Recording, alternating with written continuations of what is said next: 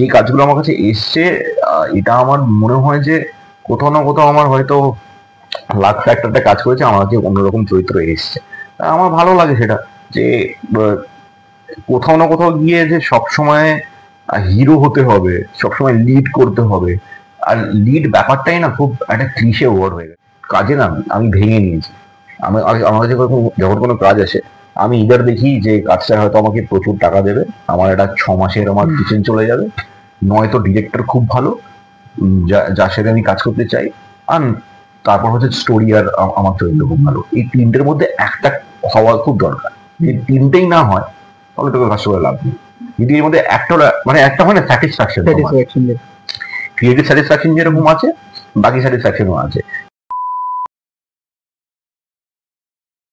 Welcome to the new episode of my channel. আমি সৌম্যজিৎ, আর আজকে আমার সঙ্গে যে মানুষটি রয়েছে তার আলাদা করে তো পরিচয় দেওয়ার দরকার নেই, কারণ তাকে তো দর্শক প্রত্যেকটা জায়গাতেই দেখছেন, যেরকম বড় পর্দায় দেখছেন, যেরকম সিরিজে দেখছেন, তেমনি এখন সে আবার টেলিভিশনে ব্যাক করেছেন। তো আমার সঙ্গে আজকে রাজদীপ দা আছেন। তো দাদা কেমন আছো? এটা একটা ভুল কথা বললে, তুমি ব্যাক করেছি কোথায়? গেছিলাম কোথায়? কোথায় চলে গেছিলাম? না, তুমি তো দ্বিতীয় বসন্তের পরে তুমি আর কিছু করোনি। দ্বিতীয় বসন্ত পরে এটা করছি না, মানে অনেকদিন একটা মানে গ্যাপ নিয়েছিলে। এরকম হয় নাকি? সঙ্গে সঙ্গে একটা সিরিয়াল করতে করতে একটা সিরিয়াল ঢুকে যাবো? একটা তো লোকে মানুষ, এই সায়নদা যেরকম একটা শেষ করতে না করতে আরেকটা ঢুকে গেছে। সায়নকে লোকে চায়। সায়ন হচ্ছে যখন একটা সিরিয়াল করে, তারপরে যেরকম গোবিন্দা ছিল, গোবিন্দা একসাথে 35টা সিনেমা সাইন করতো, সায়ন একসাথে 5টা সিরিয়াল সাইন করে নেয়। তাহলে আমি তোমাকে তো রাজদীপ দা, তুমি একটা কথা প্রথমে বলো, যেটা দর্শকরা প্রত্যেকে জানতে চায় তোমার কাছ থেকে, যে তুমি একটা টেলিভিশন যখন নাও, তুমি মানে টেলিভিশনটার মাঝপথে ছেড়ে চলে যাও কেন? টেলিভিশনটা কোনটা মাঝপথে ছেড়ে? যেরকম পঞ্চমী তুমি করছিলে, পঞ্চমী মাঝপথে ছেড়েছি। হ্যাঁ, মানে ইউবরাজ দা এসেছিলেন তো। কে বললো আমি মাঝপথে ছেড়ে দিয়েছি? এটা দর্শকরা বলছে। দর্শকরা কি ছিল ওখানে? না না, তাহলে এটা তো একটা পুরোপুরি মানে লোকে ভেবে নেওয়া, যখন একটা ক্যারেক্টার সেখানে মারা গেছে সে ছেড়ে চলে গেছে। তুমি একটু এটা পুরো ডিটেলস একটু বলো। ডিটেলসে কি বলবো? পঞ্চমীতে যখন আমার চরিত্রকে মেরে ফেলা হয়, আমি মারা যাই, যুবরাজ আসে, তারপর গল্পটা পুরোপুরি চেঞ্জ হয়। সবাই পুরো যে কটা কাস্টিং ছিল সবাই চেঞ্জ হয়েছিল, পরপর অনেকগুলো ক্যারেক্টার্স মারা গেছিল। এবার জাস্ট বিকজ আমি মারা গেছিলাম ছেড়ে চলে গেলাম। কিন্তু তুমি ছিলে না বলে কিন্তু টিআরপিও পড়ে গেছে, সেটা তার জন্য আমি ছেড়ে চলে গেলাম। আমি তো মারা গেলাম সেখানে, এটা অনেক আমি ছেড়ে মরতে পারবো না। এটা অনেক দর্শক বলছে রাজদীপ দা কোথায়, রাজদীপ দা কোথায়, ইউবরাজকে কেন আনা হলো? এটা পুরোপুরি চ্যানেল বলতে পারবে আর প্রোডাকশন হাউস বলতে পারবে। সেটা তো আমার ছিল যতটুকু আমি ততটুকু করেছিলাম। আর যখন গল্পটা শুরু করা হয়েছিল, আমার মনে হয় দর্শকরা ওটা হয়তো জানেন না, বা সেটা হয়তো ওদের মনে নেই। তখনই প্রথমে বলা হয়েছিল কি একটা সময় গিয়ে আমার চরিত্র মারা যায়। সেটা আগে থেকে ডিসাইড ছিল, সেটা আমার ছাড়া বা আমার এরকম কোনো ব্যাপার ছিল না। আমি একমাত্র যে সিরিয়ালটা প্রথম সিরিয়াল আমার, সেটা আমি কন্টিনিউ করতে পারিনি, তখন একটা অন্য কারণে ফিজিক্যাল প্রবলেম, একটা আমার অপারেশনের কারণে। তারপরে আমি কোনো সিরিয়ালই ছাড়িনি, নয় কোথাও মারা গেছি, নয় কোথাও আমার ট্র্যাক শেষ হয়েছে। বাট এটা হয়ে যায়, এটা একটা কি হয় না, একটা কথা ধরো আমি তোমাকে 10 বললাম, তুমি পাশের ঘরে গিয়ে 15 বললে, সে আবার 16 বললো, এটা করতে করতে এটা হয়ে যায়। এটা আমিও নিজে দেখেছি, অনেক জায়গায় লেখা আছে যে আমি ছেড়ে দিয়েছি। আমি ছেড়ে বুঝছি আমি ছাড়লাম কোথায়? আমি দ্বিতীয় বছর তো পুরো শেষ করলাম, পঞ্চমীতে মারা গেলাম। তার আগে আমার সিরিয়াল ছিল জিতে বাক্সবদল, শেষ করলাম।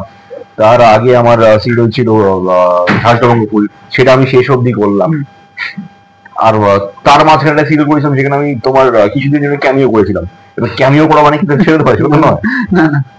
এবং রাজদীপ দা, তুমি প্রথমে একটা কথা আমাকে বলো, যে তুমি যখন একটা ক্যারেক্টার করো, যেরকম তুমি কালরাত্রি 2 এই সিরিয়ালটার মধ্যখানেই তুমি করছো, তো একটা চরিত্র তুমি যখন প্রথমে কমপ্লিট করলে বা তুমি যখন করছো, তারপরে যে চরিত্রটা তোমাকে ডেট আছে বা যেখানে তোমাকে পরবর্তী কাজে যেতে হবে, সেই ক্যারেক্টারটার মধ্যে তোমার ঢুকতে কতটা টাইম লাগে বা ঢোকাটা কতটা ডিফিকাল্ট হয়ে যায় একটা চরিত্র থেকে আরেকটা চরিত্রে শিফট করা?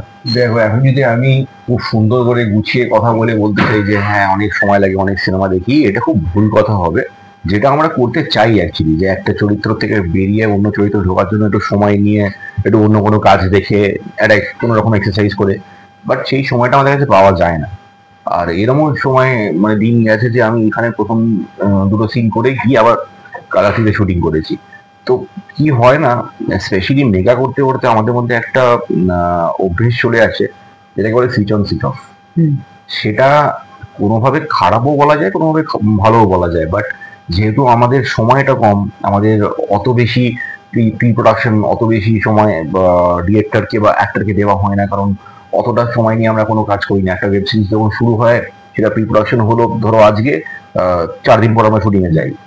সেম ওয়ে উইথ ডিরেক্টরস, ওরাও প্রেপ করতে সময় ওদের কম কম থাকে। তো আমাদের ওই সৃজনশীলতা করতে হয়। আর যেহেতু কাল রাত্রি আমি সিজন 1 করে নিয়েছিলাম, তো আমার ক্ষেত্রে ওটা সুবিধা ছিল যে আমি সিজন 1-এর যে চরিত্র প্লে করেছি সেটা আমি জানতাম ক্যারেক্টারটা, সেটা আমার সুবিধা হয়েছে। ধরো আজকে যদি আমার অন্যরকম কোনো একটা শো হতো যেখানে আমার ক্যারেক্টার অনেক কিছু ডিমান্ড করে, সেটার ক্ষেত্রে আমার হয়তো একটু অসুবিধা হতো, আমার একটু সময় দরকার হতো, হয়তো অতটা সময় পেতাম না, 1-2 দিন পেতাম। সেটা আমাকে হয়তো ধরে নাও নিজের পাস্ট এক্সপিরিয়েন্স নিয়ে বা কিছু ভালো সিনেমা দেখে, কিছু ভালো অ্যাক্টরদের দেখে আমাকে কিছু কিছু ম্যানারিজম সেটা থেকে নিতে হতো। এইটুকু সময় হয়তো বের করতে হতো, যেটা যেটা না পেলেও আমার মনে হয় আমরা বলি যে সময় পাই না, বাট সময় বের করে নিতে হয়। এবং টেলিভিশনের ক্ষেত্রে আমরা তো দেখি যে স্ক্রিপ্ট চয়েস সেরকম কিছু হয় না। তো তুমি সিনেমা বা সিরিজ যখন করো, তোমার কিন্তু এক একটা কাজ এক একটা থেকে খুব ডিফারেন্ট হয়। মানে তুমি যেরকম একটা সোশ্যাল ড্রামা নিয়ে একটা তুমি কাজ করেছিলে জাপানি টয়, যেটা সৌরভ দা পরিচালনা ছিল। তো তারপর তুমি পরপর হইচইতে যেগুলো কাল রাত্রি করলে, তার আগে মধুমিতাদির সঙ্গে আরেকটা তুমি সিরিজ করলে, সেটা উত্তরণ, সেটাও একটা সোশ্যাল ড্রামা নিয়ে। তো তুমি এই যে প্রত্যেকটা কাজ যে তুমি করছো, বা সিনেমার ক্ষেত্রে আমি তোমাকে বলছি তুমি অস্কার করেছিলে, তো তুমি এই যে ধরনের যে ছবিগুলো করছো, এই স্ক্রিপ্টটা তুমি কি দেখে নিচ্ছ, মানে মানে সিলেক্টটা করো কি দেখে? দেখো, আমি সিলেক্ট করি না, সেগুলোতে আমাকে কোনোভাবে সিলেক্ট করা হয়েছে। কোনো কোনো কাজ আমার কাছে ডিরেক্টলি এসছে, কোনো কোনো কাজ হয়তো অন্য কেউ করেনি, তোমার সেটা ঘুরে আমার কাছে এসছে, অনেক ঘুরে ফিরে। এবার যেটা হচ্ছে কি, আমি কখনোই কোনো রকম ভাবে এখনো আমাদের ওই জায়গাটা তৈরি হয়নি এখানে যে আমরা স্ক্রিপ্ট সিলেক্ট করবো। আর আমাকে যখন কাজ আসে, এরকম অনেক কাজ এসে যেটা আমার ভালো লাগেনি, স্ক্রিপ্ট বলো বা আমার মনের মতন হয়নি, সেটাকে আমি নাও করতে পারি, আমি করেছি হয়তো। কিছু এরকম কাজ আছে, কিছু কাজ হয়েছে আমি হয়তো ভালো করে বলছি না, আমার সামহাও আমার মনে হচ্ছে না আমি এটা ফিটিং করতে পারবো, সেরকম আমি নাও করেছি।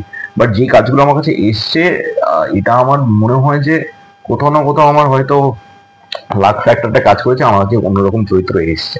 আমার ভালো লাগে সেটা, যে কোথাও না কোথাও গিয়ে যে সবসময় হিরো হতে হবে, সবসময় লিড করতে হবে। আর লিড ব্যাপারটাই না খুব একটা ক্লিশে ওয়ার্ড হয়ে গেছে এখন। প্রথমত দেখো, তুমি টেলিভিশনে লিড বলা হয়, কিন্তু লিডের সব থেকে যেটা কেস কেটা হচ্ছে কি, প্রচুর খাটতে হয়, সিন না থাকলেও বসে থাকতে হবে, আর তোমার খুব বেশি হলে ব্রেক কাটে তার ছবি যাবে, সেটা হচ্ছে লিডের কাজ।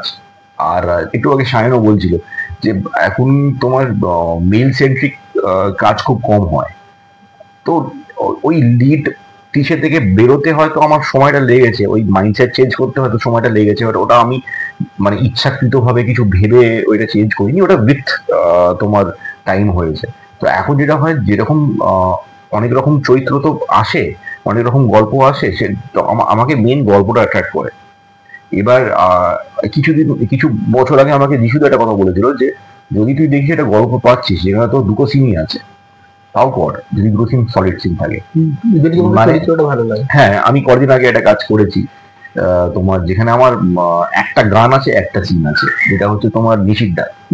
হ্যাঁ, সেখানেও সেখানেও যখন লোকে টেক্সট করে বলছে যে ভালো লেগেছে, তার মানে আমার ওই একটা সিন গোটা 7খানা এপিসোডে লোকে চোখে পড়েছে।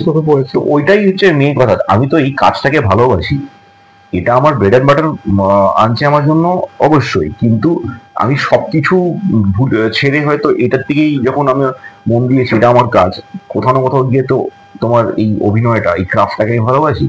তো সবসময় যে আমাকে ভাবতে হবে যে এখানে আমি বেশি টাকা পাচ্ছি, বা এটা আমার বেশি স্টার্ট আপ দেবে, এটা আমার বেশি লোকে দেখবে, ওগুলো সব রকম আছে। ধর একটা আমি কাজে না, আমি ভেঙে নিয়েছি। আমার কাছে যখন কোনো কাজ আসে, আমি ইদার দেখি যে কাজটা হয়তো আমাকে প্রচুর টাকা দেবে, আমার একটা 6 মাসের আমার কিচেন চলে যাবে, নয়তো ডিরেক্টর খুব ভালো যার সাথে আমি কাজ করতে চাই, আর তারপর হচ্ছে স্টোরি আর আমার চরিত্র খুব ভালো। এই তিনটের মধ্যে একটা হওয়া খুব দরকার। যদি তিনটেই না হয় তাহলে তোকে কাজ করে লাভ নেই। যদি এর মধ্যে একটা মানে একটা হয় না, স্যাটিসফ্যাকশন, ক্রিয়েটিভ স্যাটিসফ্যাকশন যেরকম আছে, বাকি স্যাটিসফ্যাকশনও আছে। সবসময় আমরা ক্রিয়েটিভ স্যাটিসফ্যাকশন কি পুরো করতে গিয়ে অনেক সময় যেটা হয়, আমরা একটু ওই ফিনান্সিয়াল দিকটা দেখি না, বাট ওটাও খুব ইম্পর্টেন্ট। যদি আমি ফিনান্সিয়ালি স্ট্রং না করে রাখতে পারি নিজের ব্যাকগ্রাউন্ডটাকে, তাহলে আমি কাজ চুজ করতে পারবো না, তখন আমাকে যে কাজটা আসবে আমি করে যেতে পারবো। তো এটা একটা ক্ষেত্রে মানে এবার হয় 10টা কাজের মধ্যে তোমাকে 3টে কাজ হয়তো এরকম করতে হবে, যেটার জন্য তুমি তোমার একটা তুমি সিকিউর করে নিলে নিজের ব্যাকগ্রাউন্ডটা, নিজের একটা তোমার ব্যাংক ব্যালেন্সটা। তারপর তুমি একটুখানি 6 মাস 7 মাস একটু নিজের মতো করে কাজটা বুঝতে পারলে বা দেখতে পারলে। এবং রানী ভবানীটা তোমার কাছে এলো কিভাবে? রানী ভবানী আমার কাছে প্রোডাকশন প্লাস চ্যানেল দুদিক থেকেই এসেছিল। এটা খুব অনেক রাতের বেলার দিকে ফোন আসে আমার কাছে। ফোনটা যখন আসে আমাকে ডিরেক্টলি বলা হয়নি যে আমাকে করতে বলা হচ্ছে, আমাকে বলা হয়েছিল যে এরকম একটা চরিত্র আছে, আমরা একজনকে খুঁজছি। তো আমি বললাম হ্যাঁ, আমি দুটো বন্ধুর নাম নিয়ে বললাম যে এরকম এরকম আছে। বলছে না না ওরকম না, তোর মতো লুক চাই। তো আমার মতো লুক এরকম একজন আছে না, তুই করতে পারবি না? তখন আমাকে বাকিটা আবার আস্তে আস্তে চ্যানেলে একজন দুজন ফোন করলেন, এই করলেন। আর কোথাও না কোথাও গিয়ে এই রোলটা আমার কাছে বিভৎস একটা চ্যালেঞ্জিং রোল, কারণ আমি কখনো পিরিয়ডিক ড্রামা বা মাইথোলজি করিনি। হ্যাঁ, এবং আমার মাও যেটা বলছেন মানে রাজদীপকে এতদিন থেকে, মা তোমাকে অগবধূ সুন্দরী থেকে ফলো করছে, তো মা বলছে রাজদীপকে এতদিন যেভাবে দেখেছি এখানে পুরো ডিফারেন্ট, মানে এখানে রাজদীপকে যে রাজদীপ ওই ক্যারেক্টার গুলোতে আছে এগুলোকে মেলানোই যাচ্ছে না এটাকে। সেটাই মানে টেলিভিশনের ক্ষেত্রে আমি নেগেটিভ করিনি, আমি হয়তো ওয়েব সিরিজে নেগেটিভ করেছি, টেলিভিশনের নেগেটিভটা এটা আমার প্রথমবার। আর এটা আরেক মানে অনেক রকম মানে আকর্ষণ ছিল এখানে, বিশাল বড় সার্কাস, স্টারের একটা পিরিয়ডিক ড্রামা, স্টার জলসায় আবার ফিরে আসা কাজ, কারণ এখান থেকে আমার শুরু কাজে। আর এখানে ভাষাটা যেটা আমি জানতাম আমার জন্য বিভৎস একটা প্রবলেম্যাটিক জায়গা, কারণ এখানে প্রচন্ড মানে আগেকার দিনের ওই প্রপার বাংলা ভাষা ইউজ করা হয়। আর যেহেতু আমি যখন শুরু করেছিলাম আমার বাংলা খুবই খারাপ ছিল, মানে আমার বাংলা এখনো খারাপ বলা যেতে পারে। অনেক শব্দ আমি স্ক্রিপ্টে পাই যেগুলো আমি বুঝতে পারি না, আমি জিজ্ঞেস করি আমার কো-অ্যাক্টরসদের প্লাস ডিরেক্টরকে কি এটা শব্দের মানে কি। কারণ কি হয়, নর্মালি আমার যে কথাগুলো বলছি, নর্মাল তোমার সাথে যখন আমি কোনো ডিসকাশন করছি বা এখন যে কনভারসেশন গুলো করছি, যে ওয়ার্ডটা আমি জানি যে আমার স্ট্রেস দিতে হবে তোমাকে বোঝানোর জন্য বা দর্শককে বোঝানোর জন্য, আমি ওটা স্ট্রেস দিচ্ছি। এবার স্ক্রিপ্টে যদি আমি ওই শব্দের মানেটাই না জানি, তখন আমি স্ট্রেস দেবো কোত্থেকে, কোথায় কি করতে বুঝতে পারবো। ওটা ওটা ওটা ওটা করতে আমার একটুখানি সময় লাগছিল, এখনো লাগে একটু একটু, আস্তে আস্তে কোথাও না কোথাও গিয়ে অভ্যেস হয়ে এসছে। কিন্তু কিছু কিছু জায়গায় ওই কয়েকটা শব্দের ডিকশনে একটু প্রোনাউন্সিয়েশনে অসুবিধা হয়, বাট ওটাই চ্যালেঞ্জিং। মানে যেটা হচ্ছে যেটা মানে একটা হয় না যে আমি কাজে যাচ্ছি একটা কোনো মোটিভ নিয়ে, তো এইখানে আসলে একটা মোটিভ থাকে, হ্যাঁ এটা আবার আজকে কোনো সিন আসবে, টেনশনে থাকবো। আর টেনশনটা খুব দরকার, যদি ফ্রি মাইন্ডে সিন করতে যাই না তাহলে সিনটা, টেনশন থাকলে সিনটা ভালো হবে। আর তোমার তো মানে আমি দেখেছি যে তুমি বড় মানে অনেকদিন আগে থেকে ইন্ডাস্ট্রিতে কাজ করছো, প্রায় আমি যখন মানে আমি ছোট থেকে তোমাকে দেখছি। তো এত বছরের ইন্ডাস্ট্রিতে তো ধরো ভালো বন্ধু হয়েছে, খারাপ বন্ধু হয়েছে, তো সত্যিকারের বন্ধু কেউ হয়েছে ইন্ডাস্ট্রিতে? বলতে গেলে দেখো, বন্ধু প্রচুর বন্ধু হয়েছে, অনেকের সাথে যোগাযোগ আছে, অনেকের সাথে যোগাযোগ নেই, কারোর সাথে আমার কোনোদিন ঝগড়া ঝামেলা হয়নি। মানে তোমাকে নিয়ে কোনো কন্ট্রোভার্সি কোনোদিন দেখি, কারণ আমার মুখ দেখা দেখি কারোর সাথে বন্ধ এরকম কারো কখনোই হয়নি। মানে হয়তো এরকম হয় যে অনেকদিন পর দেখা হয়, যেরকম সাহেব আমার অনেক পুরনো বন্ধু, সাহেবের সাথে মাঝে আমার 3 বছর কোনো দেখা হয়নি। কালকে সাহেব যখন সন্ধ্যাবেলা আমাকে ফোন করলো বার্থডে উইশ করার জন্য, আমরা প্রায় 1 ঘন্টা গল্প করলাম, তো আবার প্ল্যান করলাম যে আবার দেখা হবে। তো এরকম অনেক বন্ধুরা আছে যাদের সাথে আমার দেখা কম হয়ে গেছে, আড্ডা কম হয়ে গেছে। বাট সেরকম বলবো না যে আমার একদম কথাবার্তা বন্ধ বা মুখ দেখা দেখি বন্ধ। বাট হ্যাঁ, ইন্ডাস্ট্রি কিছু লোকজন আমি ভালো সিনিয়র্স বলো, ভালো বন্ধু বলো, সেরকম পেয়েছি। যেরকম ঈশার সাথে আমার খুব ভালো বন্ডিং, কাজও করেছি, সেটা আমি কাজ করেছি ওর সাথে, আমার একটা খুব ভালো মানে আন্ডারস্ট্যান্ডিং আছে, মানে কাজের ক্ষেত্রেও হোক কাজের বাইরে হোক। তো আমি জানি যে এই যে মানুষগুলো আছে যাদেরকে আমি যখন আমার খুব প্রয়োজন পড়বে, আমি তাদেরকে আর্টিস্ট ফোন করলে তাদেরকে পাবো, তারা রাত্রির 2টো হোক ফোনটা রিসিভ করবে। তো এরকম অনেক বন্ধু বান্ধব আছে আমার, যারা মানে সবসময় তাদের সাথে আড্ডা মারতে হবে, হই হই করতে হবে আর ইনস্টাগ্রামে রিল করতে হবে, আমার মনে হয় সেটা কোনো মানে নেই। আর তোমার এই ইন্ডাস্ট্রিতে প্রথম পা দেওয়া মানে প্রথম পদার্পণটা কিভাবে হয়েছিল? আমার এই ইন্ডাস্ট্রিতে প্রথম আসা হচ্ছে, আমার বন্ধু ছিল পার্ন থ্রু আমার আলাপ হয় রবি স্যারের সাথে। তখন আমাকে যখন রবি স্যার যেই ডেকেছিলেন অফিসে, আর তখন আমি ডিজেইং করতাম, ডেস্ক অফিস ছিলাম, তখন আমি ব্যাপারটা অত মানে সিরিয়াসলি নিইনি, আমি বুঝতে পারি, কারণ আমি বাংলা ইন্ডাস্ট্রি বাংলা সিরিয়ালের জগতের থেকে অনেক দূরে ছিলাম, জানতামই না কিছু। আমি ওনার সাথে আলাপ হয়েছিল, দেখা হয়েছিল, তারপরে আস্তে আস্তে যেহেতু আমার বন্ধু বান্ধব অনেক ছিল, পার্নো, অনিন্দিতা, এর সাথে এরা আমার বন্ধু ছিল, এর সাথে আড্ডা মারতাম। অনিন্দিতার থ্রু আমার আবার দেখা হয় মন্দিরা ম্যামের সাথে। তখন মন্দিরা দি ক্রিয়েটিভ হেড ছিল রবীন্দ্র প্রোডাকশনে। তো মন্দিরের সাথে দেখা করতে গিয়ে আবার ঘুরে ফিরে 6 মাস পরে রবি স্যারের সাথে দেখা হলো। রবি স্যার আমাকে একটা ওয়ার্কশপ করতে বলে, যে আমরা একটা ওয়ার্কশপ করছি, তো ওয়ার্কশপটা এসো। আরো 5-6 জন আমরা ছিলাম ওয়ার্কশপে। আমি ছিলাম, ময়নাগুলো একজন ছিল, রুষা ছিল, ইরাবরী ছিল, মৌমিতা ছিল। ওই ওয়ার্কশপটা করতে করতে সামহাও ওখান থেকে সিলেক্ট হয়ে আমার শুরু হয়। এবং তুমি যখন টিভি সিরিয়াল বরাবর করছো অপবধূ সুন্দরী সময়, আমি যদি বলি সেই সময় টিআরপি তো দারুণ দিয়েছিল, আমি সার্চ করেও দেখেছি। যে তারপর তোমার ঝাঁঝ লবঙ্গ ফুল, আমি জানি না সেটার রিপোর্টটা, তবে তোমার পঞ্চমীও ভালো চলেছিল প্রথমের দিকে, প্রথম সপ্তাহেই বেঙ্গল টপার হয়ে গেছিল। তো এখন বেঙ্গল টপার বলতে আমরা যেটা দেখতে পাচ্ছি 7 বা 8 হচ্ছে, এর বেশি বেঙ্গল টপার যাচ্ছে না। এটার কারণটা? কারণ দেখো, আমার জানা কারণ সবকটা কারণ হয়তো আমার জানার নেই, বাট আমি যেটা বুঝি বা যতটুকু আমি জানি, যখন আমরা অবধি সুন্দরী করতাম তখন আমাদের কাছে ওই ডিশ টিভিটা অতটা খুব ফেমাস ছিল না, কেবল টিভি ছিল মেইনলি। ডিশ টিভিটা ছিল কিন্তু খুব কম ছিল, আর ওয়েব সিরিজ আর এই অ্যাপস গুলো ছিল না। তো অ্যাপে কখনো কোনো কেউ দেখতে পেতো না, যা দেখতে হতো টিভিতে দেখতে হতো। হটস্টার ছিল না, এই জন্য এখন হটস্টারে তুমি এই শো গুলো পাবে না, কারণ ওগুলো এইচডি তে শুটিং হয়নি, ওগুলো তখন জানা ছিল না ব্যাপারে এরকম কিছু আসবে। তো ওই শো গুলো এখন আমরা যে কোনো সময় ফোনে হটস্টার বলো, জি5 বলো চালিয়ে আমরা যে কোনো সিরিয়াল দেখে নিতে পারি, আগে পরে সবকিছু। তখন যেটা ছিল যে আমাদের ওই 9:30-9টার সময় যে শো গুলো হবে ওই সময় বসে দেখতে হবে। এবার ওটা যদি দেখতে না পেলাম, যখন রিপিট হচ্ছে তখন দেখতে পাবো। ওটা আর কোনো উপায় ছিল না যে আর কোথাও আমরা দেখতে পাবো, ইউটিউব কিছু কোনো উপায় ছিল না। তো তখন তাই জন্য লোকজন বসে থাকতো, ওয়েট করতো, যে শোটা ওদের ভালো লাগে তারা ওই সময়টা সিরিয়ালটা দেখবে। তো আমরা 20 দেখেছি, 19 দেখেছি টিআরপি। তখন টিআরপি একটা ব্যাপার ছিল। এবার টিআরপি নিয়ে আমি যখন অত মাথা খামাইনি, টিআরপি ব্যাপারটা তো বুঝতাম না হিসেবটা। এখন জানি টিআরপি নিয়ে চ্যানেলে লড়াই ঝামেলা হয়, বাট এই যে বৃহস্পতিবার টিআরপি আসে, আমি এতটা মাথা খাওয়াই না। এই সপ্তাহে টিআরপি কি তুমি দেখেছো এখনো? শুনে গিয়েছে বোধহয় এই সপ্তাহে টিআরপি পড়েছে। হ্যাঁ, একটু টিআরপিটা দেখা বেসিক্যালি মানে আমার কাজ অ্যাকচুয়ালি নয়। আমার কাজটা হচ্ছে করে গিয়ে নিজের 100% দিয়ে কাজটা ভালো করে করা। এবার যে শোটা হবে দর্শক আমাদের টিআরপি দেবে, দর্শকের যদি ভালো লেগে থাকে দর্শক আমাদের টিআরপিটা দেবে।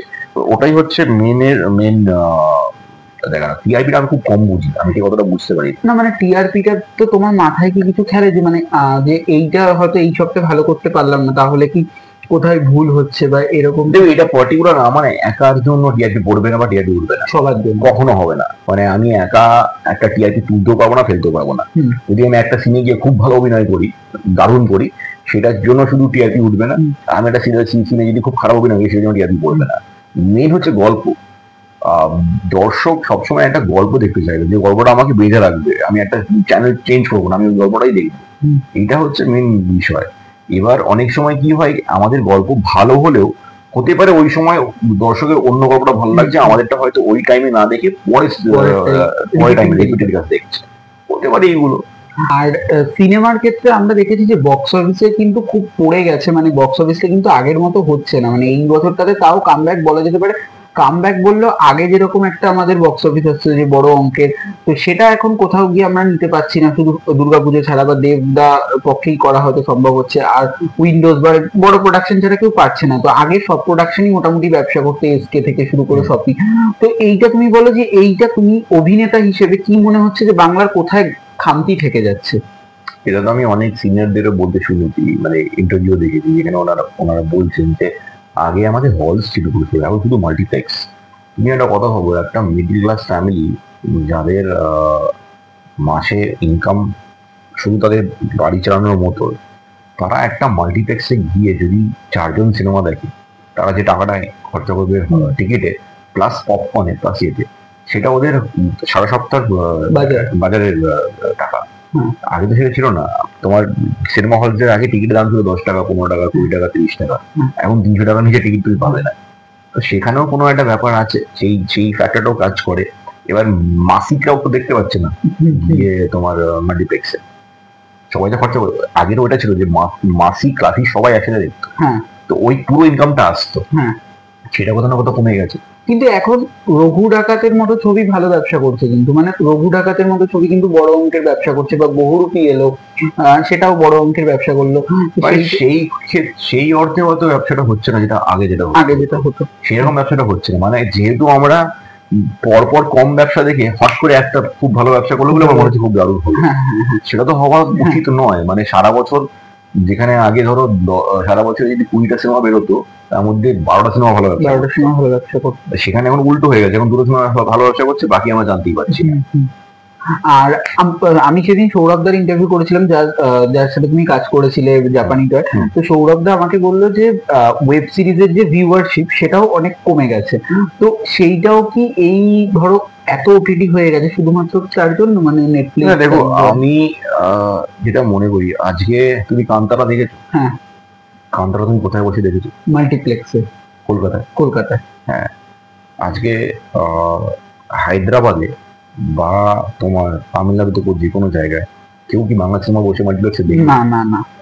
তো সেটাও একটা জায়গা। এবার একটা স্পটিফাই বলে অ্যাপ আছে, সেখানে বাংলা গান কেউ শোনে?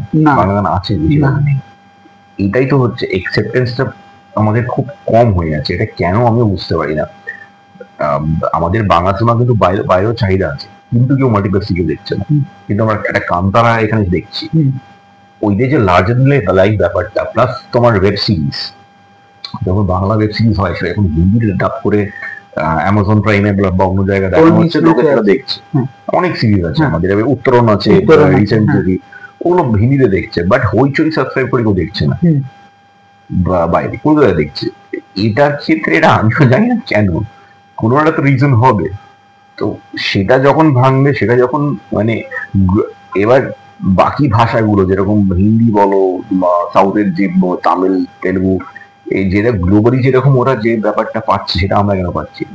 যেখানে বলতে গেলে বাংলা মিউজিক বলো বা বাংলা কন্টেন্ট বলো অনেকটা এগিয়ে। একসময় বাংলা কন্টেন্টকে কপি করে হিন্দি কাজ করা হতো।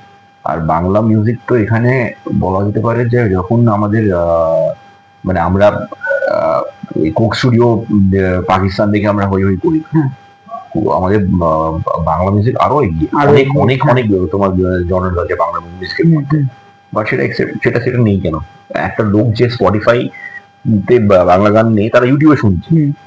তুমি কি স্পটিফাই চালিয়ে সকালবেলা বাংলা গান শুনবে যদি থাকতো? না না না, সেটাই তো তোমার কাছে আনসারটা আছে। হ্যাঁ, এবং তুমি আরেকটা জিনিসও বলো যে তোমার একা সময়, কারণ আমরা জানি প্রত্যেকটা অভিনেতা অভিনেত্রীর জীবনই একটা খুব মানে মেন গুরুত্বপূর্ণ সময় হয়, সে একা সময়টাকে কিভাবে কাটাচ্ছে, সেখানে কি কি সে হোমওয়ার্ক করছে।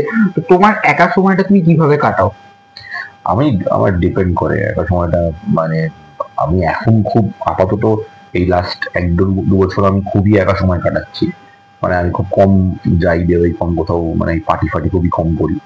তো আমার বেশিরভাগ সময় কাটে হচ্ছে নয় সিনেমা দেখে, নয় তোমার সিরিজ দেখে।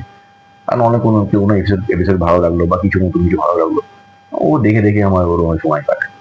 আর তোমাকে দেখে যেটা তুমি এক্ষুনি বলে, এটা আমার পরবর্তী কোশ্চেনই ছিল যে তোমাকে এখন মানে এখন না, তোমাকে বরাবরই পার্টি বা এগুলোতে খুব কম দেখা যায়, মানে তুমি খুব একটা যাও না সোশ্যাল মিডিয়াতেও, যে তুমি খুব অ্যাক্টিভ সেরকম নয়। তো মানে এটা কেন, মানে এতটা দূরে থাকাটা? এটা কোনো রিজন নেই, মানে একটা সময় প্রচুর পার্টি করেছি। মানে প্রত্যেক উইকেন্ডে বেরিয়ে পার্টি করতাম, তোমার পার্টি করে লেট ঘুমিয়ে সকালে শুটিং করতাম। এটা হয় না, আস্তে আস্তে তোমার টেস্ট বলো, তোমার ইয়ে চেঞ্জ হয়। মেবি আমার ওটা চেঞ্জ হয়েছে কোথাও, আমার সেটা খুব বেশি ভালো লাগছে না। আমার যদি পার্টি করার ইচ্ছা হয়, আমার মনে হয় আমার 5-6 জন বন্ধুরা থাকলো, আমি একটা ক্লোজ ডোর একটা হাউস পার্টি করলাম। একটা ক্লাবে গিয়ে বা একটা বাইরে গিয়ে আমার খুব একটা আজকাল ভালো লাগেও না। এবং আমি রানী ভবানীতে তো মোটামুটি সবার সাথে ইন্টারভিউ করেছি, সবাই একটা কথাই বলেছে যে আমাদের এই যে ঘরটা এটা পুরোপুরি সাজিয়েছে তুমি, মানে বাইরের তোমাদের এই প্ল্যানটা এলো কি? আমি একা নয়, মানে মেনলি তোমার মাথা থেকে আইডিয়াটা এসেছে। আমার যেটা ছিল নিচে উদয়ের ঘরটা খুব সুন্দর হবে। আর কি বলতো, আমরা যখন টেলিভিশন করছি আমাদের সব থেকে বেশি সময় তো কাটছে হচ্ছে মেকআপ রুমে। যদি আমাদের মেকআপ রুমটা পরিষ্কার পরিচ্ছন্ন হয়, একটু সাজানো গোছানো হয়, তখন একটা মুড ভালো থাকে। আর আমার বরাবরই আমার ঘরেও, আমার বাড়িতেও আমি ফ্রেমস লাগানো, ডিফারেন্ট স্টিকার্স লাগানো, একটু সাজানো, খুব বেশি ঝকমকে না, বাট ডিসেন্ট ভাবে আমার ভালো লাগে। কি বলতো, একটা দেওয়াল আমি যখন তাকাবো, প্লেন দেওয়াল যেখানে কিছু নেই, সেখানে আমার একটা মাইন্ড ব্ল্যাঙ্ক হয়ে যাবে। বাট এই দেওয়ালে যখন আমি একটা কিছু, ধর এই পেন্টিংটা আছে, এখানে এই ছবিগুলো আছে, তুমি যখন দেওয়ালে তাকিয়ে ভাববে, তুমি কোনো না কোনো জায়গাটা তাকাবে, তুমি চোখটা তাকাবে, নাকটা তাকাবে, ওখান থেকে তোমার থট কোনো জায়গায় চলে যাবে। সেটা হচ্ছে তুমি, there has to be something, কিছু লেখা, কোনো পিকচার, যেটা তোমার মাইন্ডটাকে ট্রাভেল করাবে। সেটাই মেন কারণ তোমার। আমার ভালো লাগে একটু সাজানো গোছানো, পরিষ্কার পরিচ্ছন্ন থাকা। থ্যাংক ইউ দাদা। আমি তোমাকে বলবো লাস্টে দর্শকদের উদ্দেশ্যে তুমি কিছু বলো। দর্শকদের একটাই কথা বলবো যে আপনারা এত দিন ধরে, এত বছর ধরে ভালোবাসা দিয়ে এসছেন। আর রানী ভবানীতে খুব অন্যরকম ভাবে ভালোবাসা পাচ্ছি, লোকের কাছ থেকে একটুখানি ঘৃণা বিতৃষ্ণা পাচ্ছি, লোকে দেখে খুব রাগ করছে। সেটা আমার মনে হয় আমি কোথাও না কোথাও একটু সাফল্য পেয়েছি চরিত্র করে। তো এইভাবেই ভালোবাসা দিতে থাকুন, দেখতে থাকুন রানী ভবানী, আর এইভাবে আমাদের ভালোবাসতে থাকুন। আর সামনে পুজো গেল, দিওয়ালি গেল, আজকে জগত্রী পুজো শেষ হচ্ছে, শীতকাল আসছে, ক্রিসমাস আসছে। ভালো করে থাকবেন, ভালো রাখবেন, ভালো থাকুন। থ্যাংক ইউ দাদা তোমাকে। আর দর্শকদেরকে বলবো একটা কথা তো বলতে হবে, ওর চ্যানেলটাকে সাবস্ক্রাইব করে বেল আইকনটাকে টিপে দিতে হবে, তাই তো? থ্যাংক ইউ দাদা। ভালো লাগলে দাদা তো বললোই, লাইক কমেন্ট শেয়ার করবেন, অ্যান্ড রোজ রানী ভবানী দেখবেন সোম থেকে রবি রাত্রি 8:30টায়, শুধুমাত্র স্টার জলসায়। থ্যাংক ইউ দাদা।